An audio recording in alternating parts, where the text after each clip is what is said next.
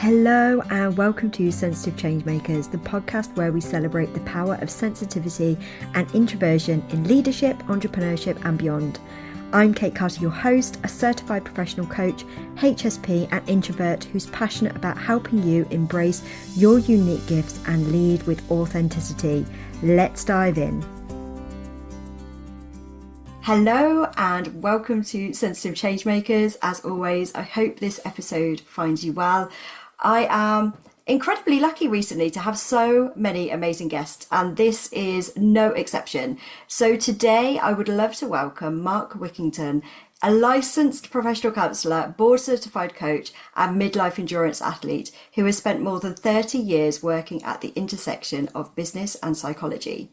Mark's career has come full circle from business into counselling and back again, giving him a rare perspective on both performance and personal growth. And one of the underlying themes of his life has been learning how to manage chaos. And I'm going to ask Mark to just introduce himself a little bit more and explain, because you've got such a rich background. I would love to know how you got to where you've got to, what is your story, and let the audience know, because I think they'll be wowed just as much as I was. Wow. Well, thank you for that introduction, and thank you for having me on your podcast. I've really enjoyed getting to know you internet-wise and listening to your podcast and your interviews with other guests. Yeah, I want to kind of start at the end and talk about my HSP tendencies, because that's something that's really, really new to me. So I'm 65 years old. I'm kind of in my post-work phase. I don't use the R word. And I've been doing lots of introspection and kind of looking back at my story. And men's mental health is something that's important to me. And I was going to be on a men's mental health podcast. And I pulled an interview up as prep, and they were interviewing Elaine Aron. Wow. And as I listened to that podcast with Elaine, I was walking and I started arguing with Elaine Aron as I was walking along, and I really began to identify the characteristics of a highly sensitive person, and seeing how they really played out in my whole life.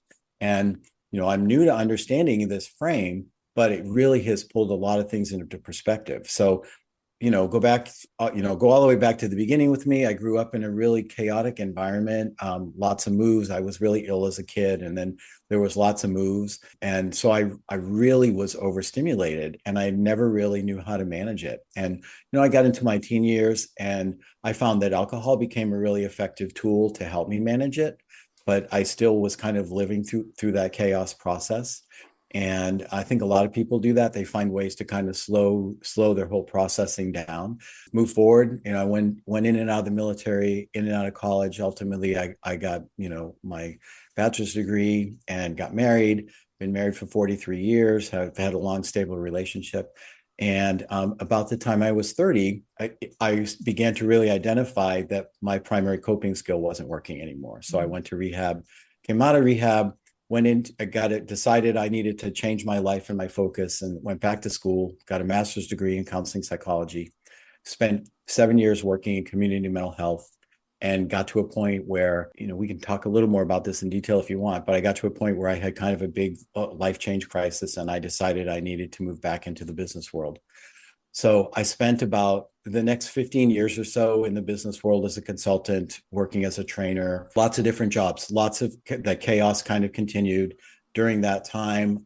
There, in that 15-year window from the time I was like 32 to 47, I had 20 different jobs in that 15-year window, constantly churning. I would get overwhelmed. I would react emotionally, all the things that we talk about so often in the HSP world.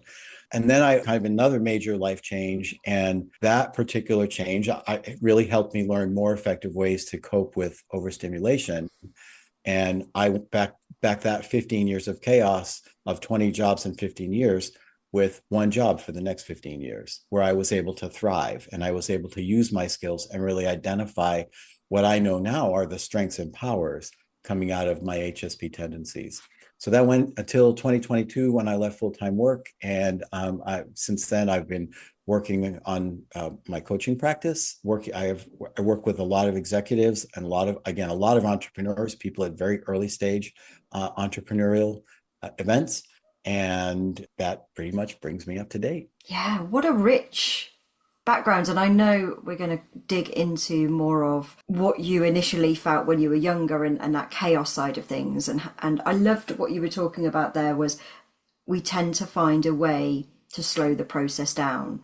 And I think it's Right. such a subconscious thing, isn't it? It's not even something we're aware of. We just know that our body is craving it and we find whatever way we need. And like you said, Right. it was alcohol for you. I just find that fascinating. When you first realized you were highly sensitive, which was quite recently, and you kind of look back at that period of your life, how do you now see it? What through that lens of knowing that you're highly sensitive? I think the easiest way to say this is I think I've spent a lot of time working on myself. I mean, that's been a Mm, key element that's kind of flowed throughout.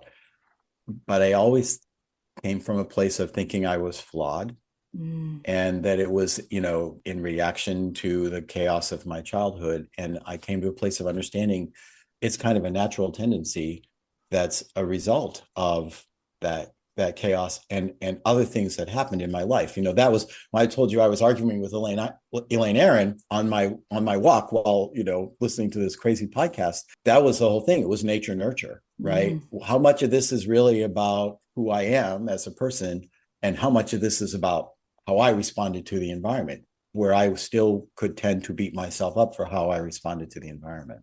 What was your kind of conclusion there? Did you feel that it was more nurture than nature, or how did you feel about it?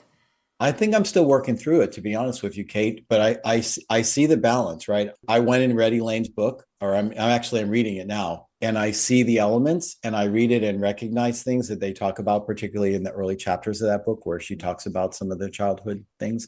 But I also know that it was me using every tool that I had to be able to successfully manage my life, whether I was 9 years old or 39 years old. I was using every tool that was available to me to just be able to make it through, to be able to manage the input, to be able to process the input, and to not be overwhelmed. And I think for a long time I thought there was something wrong with me because of how the input played in my mind. And now the HSP frame. The HSP frame is something that is just kind of an adjunct to work that I've been doing. I Mm, lost my parents, both of my parents, in 2023, and that brought me on this really deep journey of introspection. And so I've been looking at my journey. I went through my midlife like it was like a blink, mm. you know and so now I'm going back and I'm seeing the threads and I'm seeing the patterns, and this was just one more piece of that to make sense out of that tapestry. Yeah, comes across very clearly that you are very introspective and a very deep thinker, just from the experiences you've had, but also the way that you talk about those experiences. It's very clear that there's a lot of thinking going on.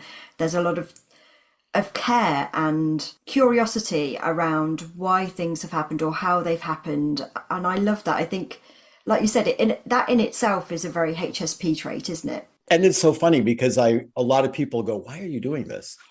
And it's like, well, I have to, I'm driven to, and then I learned, well, because it's my natural tendency. It's part of processing this. It's part of processing the grief, right? The grief and the loss of those relationships is me being able to go back and make sense of the puzzle that was my journey with those two people. I mean, that I talked about chaos Mm, as a child, and my mother and father were married at 18. They had me at 19, and my mother was a single parent by the time she was 20. And this is, 1960. The world was really different than it is today. So absolutely. we grew up in this really, really chaotic time with lots of movement and constantly trying to figure out how you fit in and trying to stay out of the way. A lot of the things that we hear about in in the HSP world. Mm. And you were talking about kind of overstimulation and your emotional. What I loved about what you said earlier, coming back to it, where you were talking about how when you were in those jobs constantly, it was that how Yeah, you responded emotionally to something. And I'd really kind yeah. of like to dig into that a little bit more as to what that looked like for you and what you were experiencing in that time, that now you can look back and say, yes, that was absolutely how I was responding, but maybe not necessarily at the time. Yeah, that's a really good question too, and I can answer that on a couple of different levels. So I mentioned that I went to rehab and I came out and I went back and I worked in community mental health.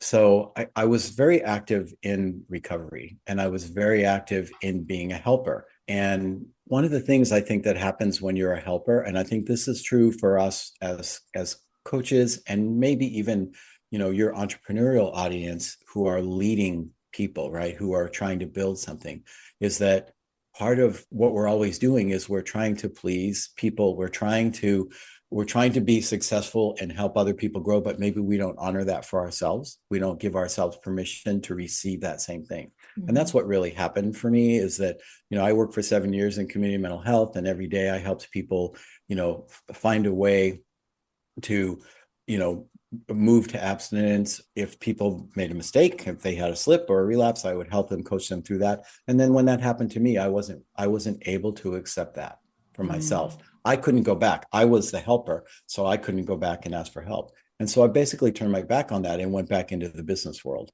and like literally just did an about face and went back into the business world. And so then, I had worked in a lot of different places, again, kind of recreating the chaos by working a lot of different places in mental health. And then I went into the business world and I developed a job on the road where I was working as a consultant. I would do sales training, I would do coaching, I would do all those different things, but I would be gone for long, long, long, long periods of time, Mm. weeks at a time away from home. And I was kind of creating this life where I had a lot of freedom. Um, and and what happened in that is that I would work on something, I wouldn't be grounded, so I would get overstimulated again. That's going to be the theme throughout this whole conversation. I would get overstimulated again and something would happen. Mm. I would get frustrated and leave. Somebody would get frustrated with me and I would just, or a job would end and I would just move on to the next opportunity. So that's what really kind of happened through that whole period of time. Now, the thing is that I was learning stuff again, now I can look back and say depth of processing, and that I would reflect back and I Mm. constantly learned lessons that I applied as I moved forward. And ultimately that all paid off. I have there was a specific period of time that I think reflects really well what it I think happens to us when we get overstimulated, or what happens to us as HSPs when we don't really manage our emotional state, right? It's like we can get to a place where we give our power to other Mm-hmm. people. And I was working as a consultant and I was helping people write proposals, business proposals.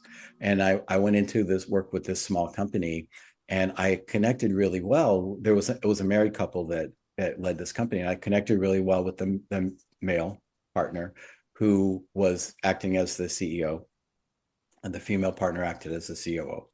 And so we would work together. He was brilliant. I will call him Alex, right? But he was really brilliant. He was intense. He was charismatic. He was unpredictable. We were like the same age. And so I hooked into his energy really, really strongly. And as time progressed, one thing led to another thing, and we began to work together really, really closely. And I learned pretty quickly that they were going through a divorce. Wow. And so it really changed the dynamic. And again, as I matched him, at first it was really exciting, but I would get sucked into his world and get sucked into the energy that he had. Lines blurred, Mm-hmm. you know, things, I really got caught into the chaos. And again, our relationship got to a point where there was a real breaking point where we were traveling to Orlando, Florida, and something happened. And I literally got up the next morning, got on an airplane and left. Wow. And obviously that was kind of the end of that work that we did together. But I learned something I think that's really important, and it's about owning our sensitivity, right? If we don't own our sensitivity, then someone else's energy is going to own you. Mm-hmm. And so we have to really be aware of that. Mm-hmm. So true, and really a powerful realization, I think, to know where you end and where somebody else begins, and Right. boundaries. I think boundaries for HSPs are really tough. Right. I think it's so easy to fall into, like you said, almost.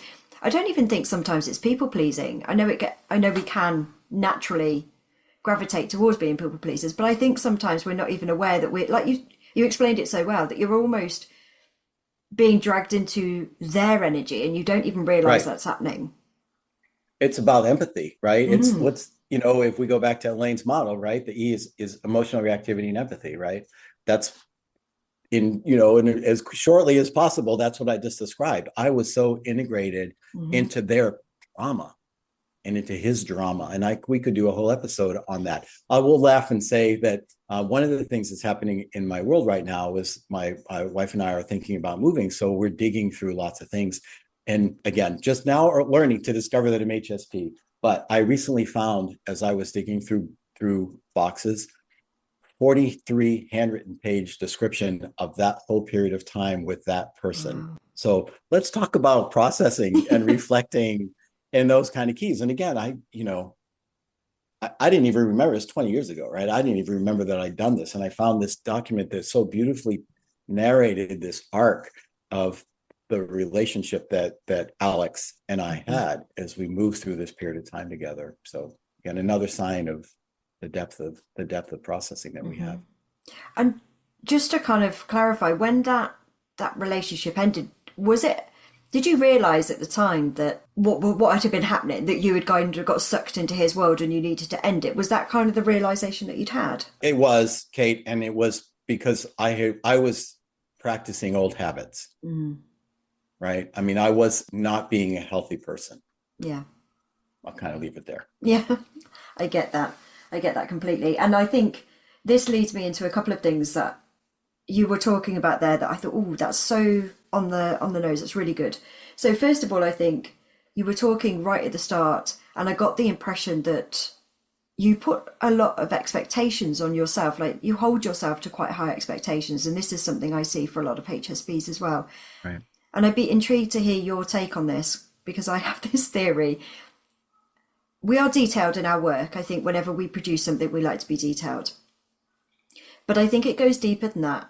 I think I always see it as kind of a perfectionist, not necessarily about the work that we produce, but the person that we are.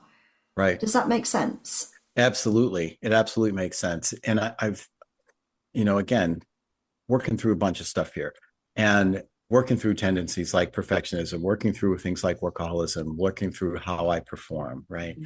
And I feel like you're hitting it right on the head that maybe when we're coming from a place of not understanding our sensitivity or coming from a place of defensiveness Mm-hmm. about our sensitivity, then we have to prove ourselves a different way. I think it's broadly true. I mean, this is not just an HSP thing. I think it's broadly true. When we don't understand who we are and we see ourselves as flawed, we have to prove that we're not. And then hopefully we get to a point where we begin to understand that what we thought were flaws are really our strengths. Mm-hmm.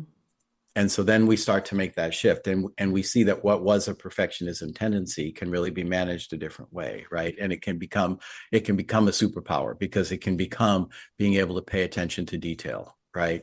It can become, when it's healthy, when it's not, we're not beating ourselves up because we missed something, then that perfectionism tendency can become something that can really help us be successful in our career and in our relationships and in general. Mm-hmm. I think that's such a wonderful way of looking at it. There's a light and a dark to everything, and Yeah.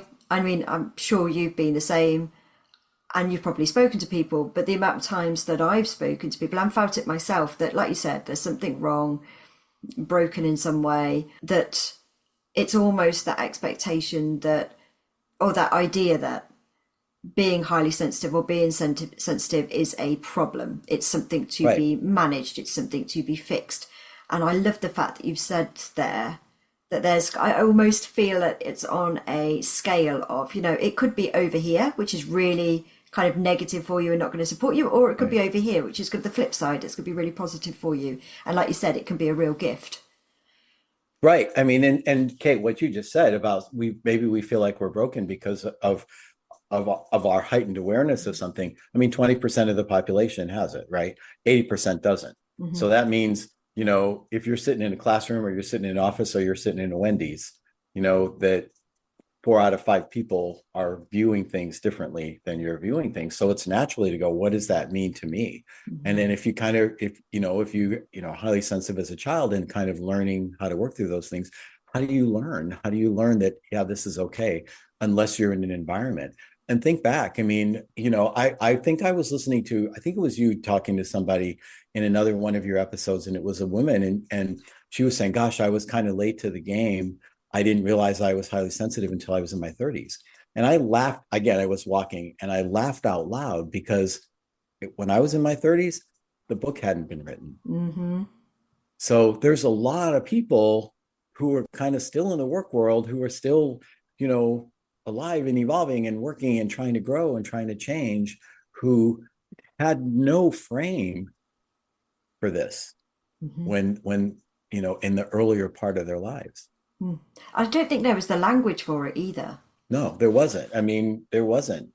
Absolutely nothing that we could kind of use as a support or understanding. It was just very much, I mean, I speak about, I think a lot of us have this kind of push or pull between intuition. I think I spoke about this on that episode, that intuition and control, because I think when we're younger and we don't know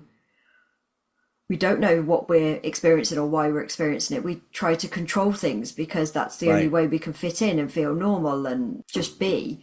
But I think underneath it we are quite intuitive, and we do, like you said, we're aware of different things and we process Right. things in such a deeper level. I would just wonder if you've ever experienced that kind of push or pull yourself. Oh yeah. I mean, I think that as you said that, where in my mind I went with circling back to a minute ago when we talked about perfectionism Mm-hmm. and trying to control every single element because you're trying to manage, again, chaos for Yeah. me is the word, overstimulation. As I try to manage it, I have to try to control every lever. Right. And I don't know if this has been your experience where you've been like, I can remember being in my 20s and my kind of first real job. And it was like my first real sales job. And I was doing really good at it. And I wanted to go on vacation. And I was scared to death that first, everybody would uncover that I wasn't as good as I appeared to be because I wasn't there to catch all the details. Mm-hmm. And second, that no one would catch all the details. Yeah. Right.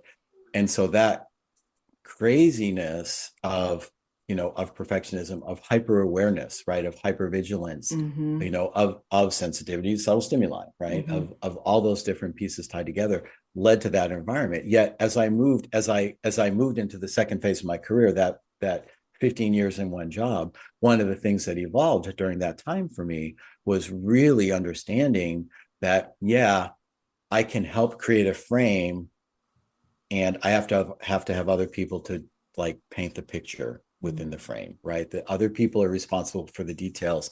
I can be responsible for holding the frame, I but love other that. people have to have that ownership. Does Mm. that answer your That, question? yeah, no, it does. And I think it's a wonderful way of kind of, because what you're saying there is there's an element of surrender to a certain degree. Like I'm holding the frame, but I'm letting go of trying to control all of the pieces. Yeah, I mean, acceptance. You said surrender, and I like to use the word acceptance, Mm-hmm. right?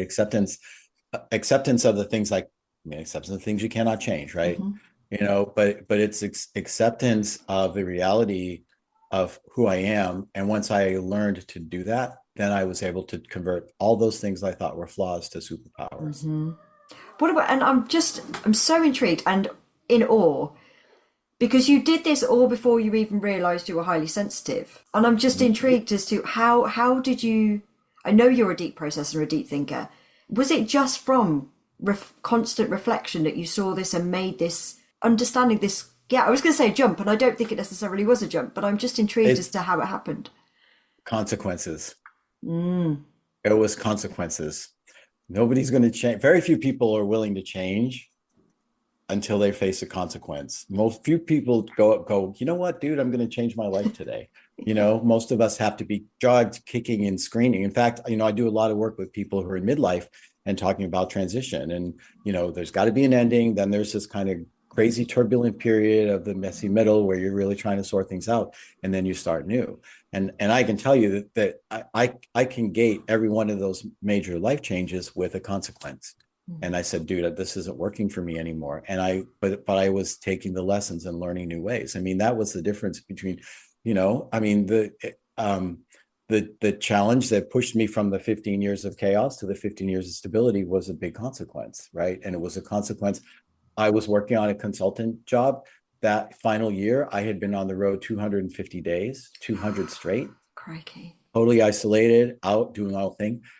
I I I wasn't making effective choices, and I got a DWI, which don't know if that's something in the UK, if you understand the acronym or Yeah. not, but I made a bad decision. I got behind the wheel after I had too much to drink, Hmm. and I got pulled over. I had gone for an extended period of time of understanding that that was the way I managed overstimulation, Hmm. right? And I'm like, dude, something has to change. To myself, dude, something has to change. I am sitting here, 8 years ago, 9 years ago, I was the guy helping people. I worked in an inpatient rehab in the county jail, helping Wow. people who had DWIs or who Hmm. had other activities find their way to abstinence. And Hmm. here I was in the same place. And so my life had to change. I mean, that's what dragged me. I had to find a new way to manage overstimulation. I had to find a new way to manage that in my life. And that's what happened. I found that new way, and that's what allowed me to move forward. If I could ask you, like, if you could narrow it down to just a couple of things that you do that actually help you to manage or to, I don't want to use the word manage because I think, like you said, there's such a beautiful gift to Yeah. what your experience in your life that you're having at the moment. But what is it that you feel has really helped you to look at that overstimulation and think, I want to be something different. I want to live in a different way. Yeah. So I will tell you, I think what I heard you ask was, how did I learn to, you didn't want to say manage, but how did I learn to manage the process, Hmm. the overstimulation?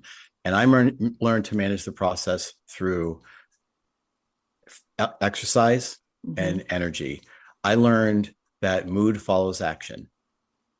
So if I'm overwhelmed or if I'm having challenges, I need to get up and I need to move. Hmm. And, at midlife, I mean, I was 45 when I had that incident. Hmm. And then there was still a couple of years of bouncing. I was 47 when I got into the long-term job. But I kind of joked. I would joke a long time that there are two types of people that are in hotels long term, that are business people in hotels long term. One hangs out at the hotel bar, the other hangs out at the hotel gym. I tried one long enough that it was time for me to try the other. Hmm. And what I started to find as I started walking and then I started running. And what I found as I started running was I found quiet, right? Um, I found that I could move from overwhelm to flow Mm. in that quiet time. And I began to run really long, right? So, in the kind of the 20-year window from the time I was 44 when I was in this transition phase till 64, I mean, I did all kinds of endurance events. I probably ran or participated in 100 events that were longer than a half marathon, right? So, a run that was longer than 21K, Hmm. you know, um, 20 marathons, 64 half marathons, Ironman triathlons, Wow. all in that kind of later time. And what I learned from that is how to manage my emotional state. It became the effective tool that I use to be able to be calm, the tool that I use to be able to manage flow, that I use to have consistency. And that's what I really learned. Endurance training taught me the difference between overwhelm and flow. And then it taught me that consistency, not adrenaline, was Mm. really the key to stability, right? Part of what happens in overstimulation is adrenaline, right? Hmm. I mean, at one level, you love the rush, Yeah. right? And learning how to manage that more effectively. And then it showed in my work, right? It showed in the stability. It showed in my ability to work through challenges. It showed in my ability to use my powers differently, right? It showed in the ability of me to be able to, primarily was in a sales and customer service role and was responsible for like the middle third of the country for these huge, huge projects. And I'd bring consultant teams together and I'd work with the customer and I'd become an integrated part of the leadership team. Mm. And people would recognize that I was a trustworthy person Mm. because I was grounded. We've spoken about this before, I think, about the part of being highly sensitive that a lot of people don't talk about, which is this high sensation kind of Yeah. seeking. And I know that you've kind of said before that that felt very much when you were in that chaos and like you talked about that adrenaline rush and looking for that. And I feel that that sometimes doesn't get as much airtime, should I say, as Yeah. maybe what we quote unquote see as typical HSPs. But I think it is an important part, isn't it? It is, it is. And I think it's important for people to understand that, and there's a lot of talk about high sensation seeking in the HSP community, right? And I think that you have to understand, let me rephrase that. I needed to learn and I needed to understand that it wasn't about swimming with sharks. Mm. I am the last person in the world that's going to get on a roller coaster, right? No, it's not for me. It's too much for me. But as I learned to get physically healthy, I stretched and stretched and stretched. And that's where I found, my high sensation seeking was, how long can I go? Mm. You know, it's not enough to run a 10K. Let me try a 12. Or 15. Let me try 15K. And then it's okay. Well, let me do this. And it just kind of continued to grow and flow. And that's how it manifested for me, right? It manifested as bigger and bigger challenges. Think about that as an entrepreneur, right? If you think about the bigger and bigger challenges of trying to grow your business, that's sensation seeking, even if you're not the guy who is going to go, again, swim with the sharks or be on the roller coaster. Mm-hmm. I think when I say the roller coaster in Las Vegas, there's a very tall hotel called the Stratosphere, Mm-hmm. and on the top of it there's an amusement park with the roller coaster, and there's this one ride, and it's hard to describe it, but it's you sit in these chairs and you spin around, and then it spins you around, and then it goes out and you're Yeah. facing down Mm-hmm. and it looks down. So you're like, 60 stories in the air and it's looking down. Oh. And I'm like, no, thanks. And like my 10-year-old nephew is like, come on, come on, come on. And I'm like, no, I'm not going No. to do that. You know, that's not who I am, but give me a big challenge, give me a work challenge. Let me work with somebody and help them try to grow their business, you Mm. know, and let me decide that I'm going to do, an Ironman triathlon at 55. Yeah. Yeah. Okay. That's a pretty big, sensation to be able to do all the work it takes just to get there. Mm. So that's how that manifested for me. Yeah. And I think so many things can be a something and something, can't they? And I think you spoke about it earlier that by doing exercise, by running, you found your slow, you found your calm, you found that. Right. And again, I just think it's beautiful that it can be something that's actually a sensation seeking thing, and also something that helps you to pause, to slow, to kind of just ground. Yeah. I mean, it allowed me, it made it safe to be in my head. Mm. When you spend that much time by yourself, you're in your head and you're processing and you're working through, and endurance training made it safe for me to be in my head. And I think, to process more, but without the stimulation, Hmm. right? And I think that's an important thing for those of us with these tendencies, Hmm. is to find a way to be at peace with the voices in our head. Yeah, I was having this conversation the other day because there's a couple of things that you just said there that I'm just like, yes. First of all, I think all HSPs find their thing that helps them to ground and to slow. And I don't even think it's necessarily a conscious decision, but it's just something they find. So I know for me, I love meditation. I physically like the idea of slowing down and just sitting with my thoughts, with my kind of just being, if you like. I know Meg, who I had on the podcast, I think that's the one that you listen to. She loves painting.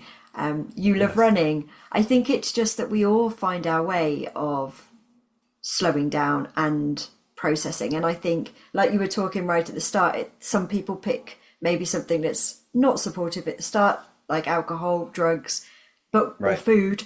But we actually, when we realize that we can make that choice to pick something else, and I think having that something is really important. And you said something really important there, and it's about the awareness, because you're moving on. I mean, all of us, we move on autopilot for a really, really long time, again, until some kind of crisis Hmm. happens and tells us we need to change, right? And so you find every coping skill you use that's ineffective had a really valuable purpose. Hmm. And, as you uncover that purpose for yourself, it becomes a strength, right? I mean, that's the key. Hmm. The same, a lot of the same behavior that led me to, wear a lampshade on my head, metaphorically, right, to be that person. Those same skills, when I reframe those skills, became keys that I used to help other people manage high stress situations, Mm-hmm. right? Mm-hmm. And that I use today in my coaching practice, right? The same kind of skills. Like, we talked earlier, or in the introduction, you talked about, the intersection of psychology and business, right? I Mm-hmm. had that counseling background where I spent those 7 years, and then I brought all of that experience with me into the business world, and found a way to merge the two.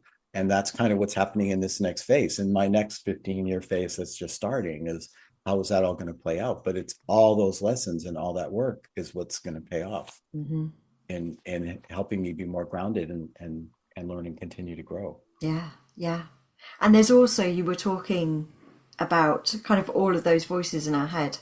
And I think I had this conversation with somebody yesterday, and he sort of chuckled. And I said, I know, because it sounds strange, doesn't it? But I think we have such a rich inner world.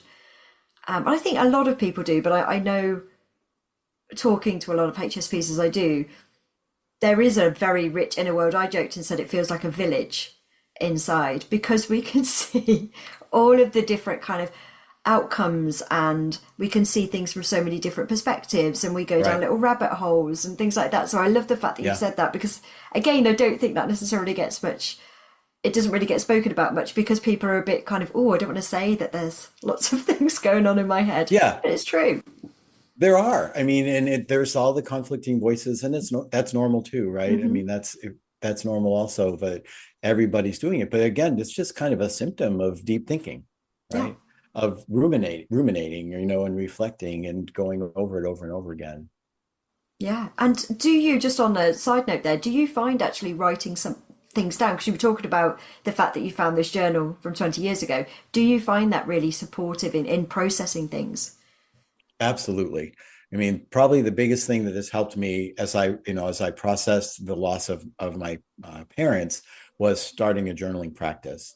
And I write every day, and I also write in other ways. And I was kind of talking to Rachel Radway about her writing, because I'm working on a memoir of this story, Oh, and yeah. all these different pieces come together. But it certainly has helped me get everything out of my head. And again, it's not really a practice that I use with consistency until this period Mm. of time. I mean, I was listening to I was running and listening to a podcast, and the person talked about the fact that there were two books that had been critical in their growth. One was the big book of Alcoholics Anonymous, and I was very familiar with that from my previous work. And the second thing was, Ed Sheeran talks about, when he sits down to write music, he calls it getting the brown water out of the system. Like if you turn on an old faucet and you have that rusty water that comes out. He talks about, before he starts writing music, he sits down and just writes in general, just journals in general, and it clears the brown water so that he can then be creative. And that's what I do as well. I write the 3 pages, and then I write a guided page. I write 3 pages freehand, and then I write kind of a guided page and do some readings. And that's kind of how I start my day. Hmm. And I do something similar with meditation, because I really struggle with meditation. So I have 5, 10 minutes, and I'll have a notebook next to me, and I will just allow myself to sit there and just allow all the thoughts to come up, just whatever comes up. And then if anything, sometimes something quite useful will come up, and I write it down. Then, like you said, it's almost just kind of airing that out of the way, so that I can actually sit and just be, rather than having Right. all those words. So I actually actively encourage those thoughts to come up for the first kind of 5, 10 minutes. It's really interesting. And, and so, using Julia Cameron's book, The Artist's Way, Oh yes, has I've been heard of that one. has been the critical tool that was this person talked about in the podcast. And it's a book that's 30 years old, that I remembered from my youth but had never read. And so, working through that process of the morning pages is something that really helped me. Hmm. And I know the one thing that I wanted to come back to, that's been throughout this podcast, we've spoken about overstimulation, we've talked about chaos, but we've also spoken about you being in positions where you've been supporting others, and actually Yeah. not feeling like you can ask for support. And I know this is something that's really dear to you, is actually asking for support. And I know that men's health, especially men's mental health, is a big part of what you do and who you are. So What does that look like for you, and why does it hold so much importance for you? Well, it's really, here in the States, and I think globally, maybe the numbers aren't exactly the same, but here in the US, there's a really quiet epidemic among men, especially men who build things, right? Men who are entrepreneurs, men who are really working to follow kind of the male identity that Mm-hmm. we have developed, particularly in this country, which is different, I think, than Europe. HSPs are so much more accepted internationally. And what that looks like is 80% of the men, or 80% of the people that commit suicide in this country are men. And that's a pattern that starts in the teens and goes to end of life. And I think that's what's so important about this is men, entrepreneurs, founders, coaches, executives in general, people who push hard, people who have to wear the mask that everything is okay. They're also the people who are most likely to not ask for help. Studies, if you look at just kind of the male issues, but then you start to overlay things on it, like entrepreneurship, you start to, that tendency, you start to deal with HSPs. You see people who are struggling so hard that often, they're dealing with depression. There are people that take risks. They have, again, you can go look at studies and see that entrepreneurs have higher rates of anxiety and depression than the general society. People who take risks, people who lead, people who are solving problems, but they just don't have the ability to really ask for help when things get too heavy. Highly sensitive men, the burden gets even stronger. Mm-hmm. We feel pressure, purpose, loneliness. The depth that makes us intuitive also helps us move into despair. And the reality is that all those feelings, they don't make us weak. We've got to be to a place where we understand that we're not broken and that we don't have to carry it alone. Here in the US this week, American football obviously is a really big thing, right? And I live in Austin, Texas, and the Dallas Cowboys are 4 hours up the road. And a 24-year-old young man, second year in the pros, probably worked his whole life to get there, killed himself 2 days ago. We don't know what the story was. He was in a traffic altercation that escalated to the point that he was running and he chose to take his own life. Wow. I mean, because he wasn't able to ask for help. And you talk to his family, you see the interviews on TV of his family, and they're just all saying he had the greatest smile and was the greatest person. He held it all inside. And that's what we do. And I just want people to know the truth is you're not weak. You don't have to carry it alone. Strength isn't silence. Strength is honesty. It's just finding one person that you can say, I'm not okay and I need some help. I mean, and there's another statistic that says in their people who are young men, particularly here that are in their 20s, 25% of them, only 25% of them say they have one person they could turn to if they needed help. 75% of the people say they don't have someone they can turn to. So, I mean, just understand that the world doesn't need men to be tougher. I mean, that's part of this uncovering journey. Uh-huh. They need men who are true, who are alive, who are connected, and who are human and present. So if you're struggling, there's a way. If you're struggling and you're in the US, you can dial 988 or text 988. If you're in the UK, it's like NHS dash mental dash health, I believe. I didn't get that exactly perfect, but I know that's basically Yeah. what it looks like. And just know that it's okay. And again, the thing is that it starts when you're young. It's people who are in their teens and 20s are 4 times more likely for men to take their lives than women.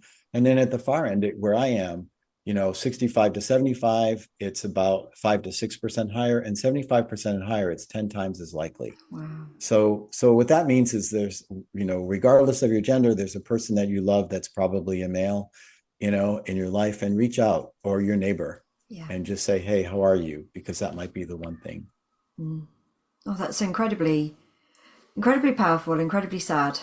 I know as you were talking, I think the culture sometimes that surrounds men and what's expected of men is not representative of who men are actually underneath it all. And Right. I mean, we have this image, and in my generation, that image was John Wayne, and characters like from I don't know if you know these Western movies, but yes. like the shootist and the searchers, and where it was the strong silent guy. Today it's John Wick, right? Mm-hmm. Today it's John Wick who is going to go and revenge everybody because they stole his car and they killed his dog, Mm-hmm. right? But John Wick is a highly sensitive person. If you really look at it, and if you look at who he is, as are the characters that John Wayne represented, right? There really are people who are struggling with the process of our whole conversation, Kate. They're the people who are struggling to make sense of how they feel and how they feel deeply. And then you add on to that the self-reliance, and the person that the boogeyman is afraid of, that's John Wick, right? Because he's so powerful, but he's powerful because he feels so deeply, you know, about right and wrong and Mm-hmm. justification. So Yeah. Again, I think one of the things I'm going to take from our conversation is very much this look at it one side, flip it, and look at it the other. Like it's very much what you can see. Like you were a perfect example there of John Wick. On one hand, he looks like the kind of alpha male, I'm strong, I don't need anybody else, but flip him and there's kind of depth there and there's sensitivity there. And I love the fact that that seems to be one of the key messages I'm taking away from this conversation is like every part of life, you can look at it two ways. You could look at anything two ways. yeah. Powerful. So I would love to know, how can people find you? Where do you kind of hang out on the internet so people can kind of have those conversations with you? Because I think it's really important for people to connect with you. Yeah, thanks. So, again, I had a long business career. So my main hangout is LinkedIn, and you can find me on LinkedIn with my name. And there are a few Mark Wiggintons, but only one is connected to Kay Carter. So that'll probably pop up on your screen. I also have a website, focusingonresults.com. And I have a newsletter that I produce every 2 weeks that is focusing on midlife change. I call it Your Next Chapter. So it's the kind of things that we've been talking about this evolution. Sometimes it's my story, sometimes it's other people that are in my world or even in the larger world that are going through the kind of changes that we all are as we uncover ourselves, as we learn. It takes us a while, I think, in life to get to a place where we learn to stop fighting our wiring and finding that our sensitivity becomes our strength. And so those are the kind of things I talk about there. And who do you love to work with? Do you work with men, women, executives, coaches? Who? Yeah, I mean, I'm you're never, about niche, and you're never supposed to say, oh, I'll work with anyone. But I mean, right now, big part of the people that I work with are entrepreneurs who are early stage entrepreneurs who are like, how do I do this? How do I Mm, write a business plan stage? I have a dream, and I'm working with people, particularly here, who are in career change because of the dynamics happening here. I'm working so much of my career was government adjacent that I work mhm. with a lot of people that are either in the US government and went through the challenges or are contractors to the government.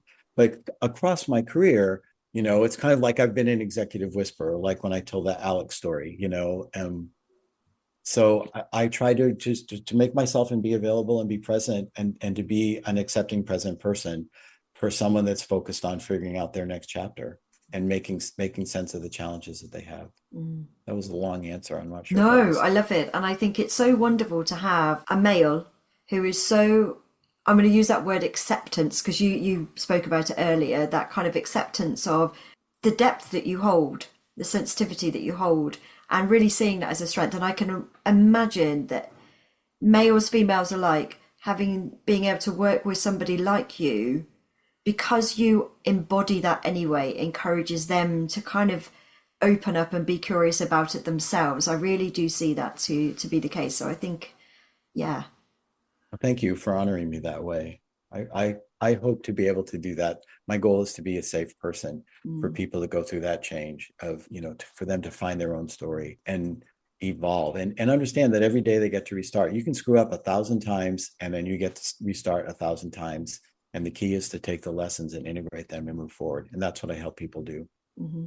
I love that. And you are the embodiment of that. So I think that's such a wonderful thing to be able to offer other people. So thank you so much, Mark. This has been a lovely conversation. I've kind of just said about the things that I'm going to be taking away. So I'm going to be taking away the kind of the flip and the fact that you get to choose how you see something. I think that's something I'm going to be taking. I'm going to be taking as well kind of the flip side of overstimulation and actually seeing that some of the things that make that up, actually, when you separate them out, can be seen as something that are strengths sometimes. Like you said, the attention to detail rather than perfectionism and things like that. So I'm going to take those bits away with me. Is there anything you're going to take away as something that you've like, actually, verbalizing that has made me see? Yeah, I mean, I think my takeaway message is really simple. Again, when you stop fighting who you are and make peace with who you are, then all those things turn into strengths. And so what that means is learning how to spot red flags before they become real problems, protecting your energy, creating structure, because if you don't protect your energy, someone else is going to take it from you. And again, understanding that identifying and understanding your sensitivity is about collecting information. It's not who you are. It's not a limitation. It's just something that's another piece of the puzzle. Oh, I love that. Because I don't want to get into a whole conversation, but I do think that labels are so often just thrown around as an excuse. So I can't do that because. So I love the fact that you've kind of talked about it as almost like a jigsaw piece puzzle rather than a label to be stuck on somebody to almost say, well, they don't have to do this because. So yeah, I love that. Thank you so much. We need another conversation so we can talk about labeling. Yeah, that's such a powerful one. Guys, please do go and connect with Mark in LinkedIn. Go check out his website. It's been an absolute privilege and an honor. Thank you so much, Mark. Thank you. Thank you for having me today and sharing your audience with me. Thank you. And I'll be back next week, guys, with another episode. To see you soon. Bye. Thank you so much for listening to this week's episode. If you have any takeaways or any questions, please do reach out to me either through Instagram, LinkedIn or Facebook at Kate Carter Coaching, or you can email me at kate@katecarter.co.uk.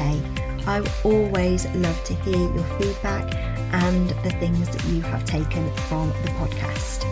If you know of any other highly sensitive people, then please do share this so that I can reach more and support more highly sensitive people to embrace their strengths and gifts. As a thank you, I will pick a winner every month for a free 50-minute coaching session with me. Thank you so much.